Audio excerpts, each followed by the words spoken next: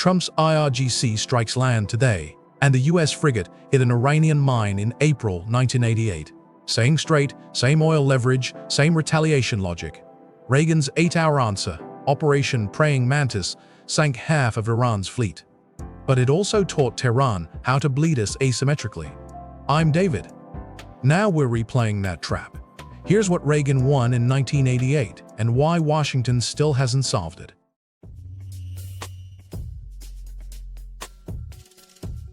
By 1987, the Persian Gulf had become a shooting gallery. Iran and Iraq had ground each other to a stalemate on land for 7 years. So they took the war to the water. Both sides started attacking the merchant ships, hauling each other's oil, and anyone else's oil too. Tankers became targets. Civilian crews became casualties. That mattered to every driver on Earth. A third of the world's oil sailed through that narrow stretch of water. Every tanker on fire pushed gas prices up at every pump on the planet. Some analysts suggest insurance for a Gulf voyage climbed past anything the shipping industry had ever paid. Kuwait, terrified its tankers were next, went to Washington and asked an audacious question. Would the U.S. Navy please paint American flags on Kuwaiti ships and escort them through? Reagan said yes. He called it Operation Earnest Will. American warships started babysitting oil. For months, it almost worked. Iranian gunboats harassed the convoys, and U.S. ships pushed them off without firing a shot. And then, on a quiet Thursday afternoon in April 1988, the rules of that escort changed forever.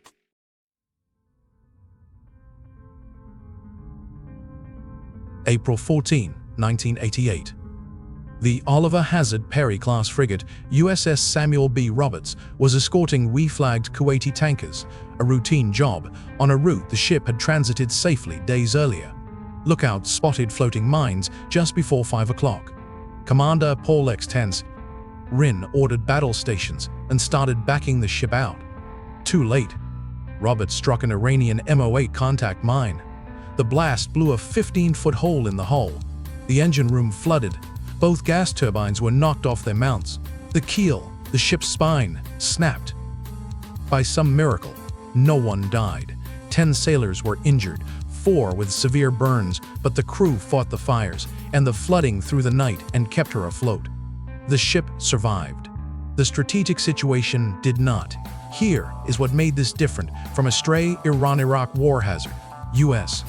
Navy divers went down into the minefield and recovered unexploded mines. They read the serial numbers. The numbers fell into the exact same production sequence as mines seized in September 1987, when Navy SEALs caught the Iranian mine layer, Iran Ager laying them red-handed. That single forensic match did something powerful. It turned an act of war into a provable act of war. Reagan's national security team had 4 days to decide what to do about it.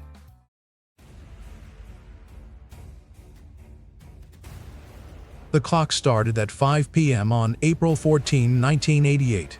Watch how fast it moved. By the 16th, Reagan's National Security Council was at war with itself over how hard to hit back.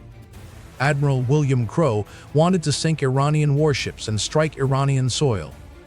George Shultz, the Secretary of State, warned that would spiral. Reagan picked the middle path on April 17, 2 Iranian oil platforms, nothing more.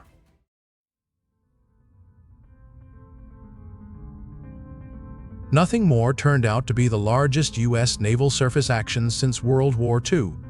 The operation got a name, Praying Mantis, authorized for dawn, April 18, 1988.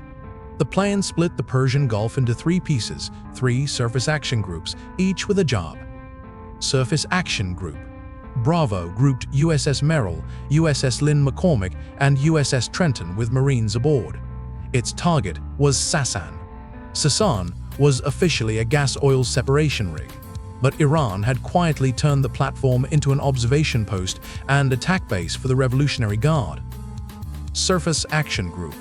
Delta would do the same thing to the Siri platform, 200 miles away. Surface Action Group. Charlie was something else entirely, the cruiser USS Wainwright with frigates USS Simpson and USS Bagley. Charlie did not have a fixed target. Its job was to sit in the open Gulf and dare the Iranians to come at it. Aircraft, missile boats, frigates, whatever Tehran sent, Charlie would deal with. Charlie was the bait. And lurking over the horizon, the carrier USS Enterprise, with A-6E intruder bombers from Squadron VA-95, fueled and waiting. The trap was set.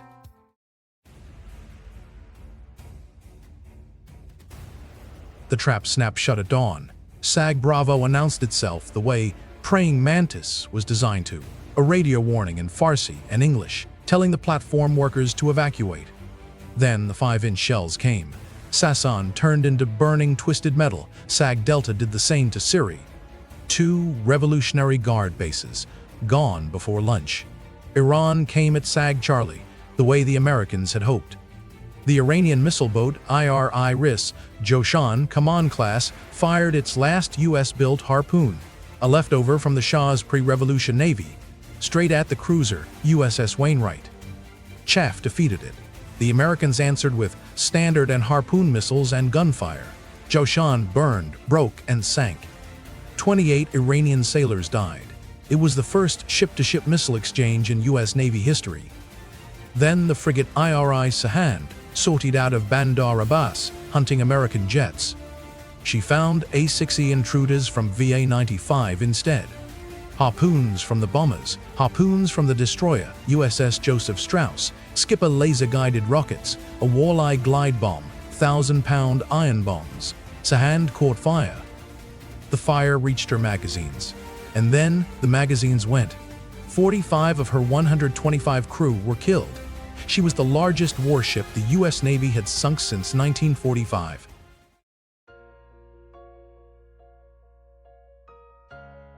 Then, it almost went further. The sister ship IRIS Sabalan came out next. She fired a surface-to-air missile at the same A-6 intruders that had killed Sahand.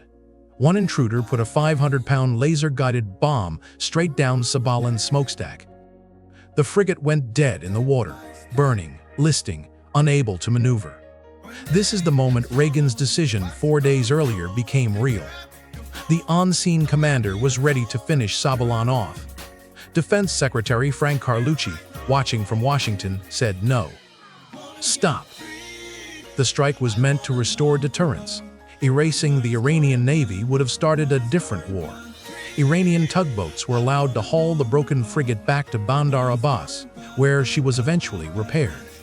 The American cost was 2 Marines, Captain Stephen Leslie and Captain Kenneth Hill, whose AH-1T Sea Cobra from USS Trenton crashed near Abu Musa during the operation. The Navy has never publicly tied that crash to enemy fire. Within days, Tehran signaled it would accept United Nations Resolution 598. The 8-year Iran-Iraq war was over. Reagan's people thought they had won. They had in the short run. The long run was something else entirely.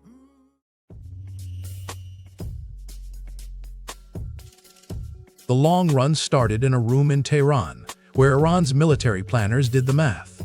Praying Mantis had killed 2 of Iran's 3 modern frigates in 8 hours. The third was crippled. Those British-built Vosper warships were the backbone of any blue-water Iranian navy, and there was no replacing them. The Soviet Union was collapsing. The Americans would never sell, so Iran changed the math. The U.S. Navy could win any straight fight at sea. The new Iranian goal was to make sure there was no straight fight. That became Iran's doctrine for the next 40 years. The Islamic Revolutionary Guard Corps Navy was elevated above the regular fleet. Its purpose was simple: make any sea battle too expensive for the Americans to want one. 4 pillars: Bokhama speedboat swarms designed to overwhelm Aegis defenses in the tight waters of the Strait of Hormuz. Sea mines, the same tactic that pulled Washington in the first time. Cruise missiles like the Nor, derived from the Chinese C-802 with a reach beyond 120 kilometers. And drone boats that leave no fingerprints. Analysts at the U.S. Naval Institute call it the Mosquito Fleet. The whole point is to make winning hurt so much that you don't try.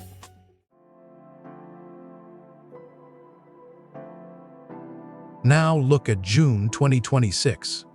President Trump's strikes on Iranian Revolutionary Guard positions this month look almost identical to Reagan's playbook from 1988.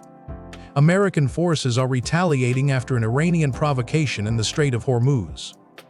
The Pentagon has deliberately kept the target list narrow to avoid sparking a wider war. Except for one thing. In 1988, the U.S. Navy faced the Navy Iran owned at the time. Vosper frigates, Kaman missile boats, a force the Americans could outshoot in 8 hours. That Navy doesn't exist anymore.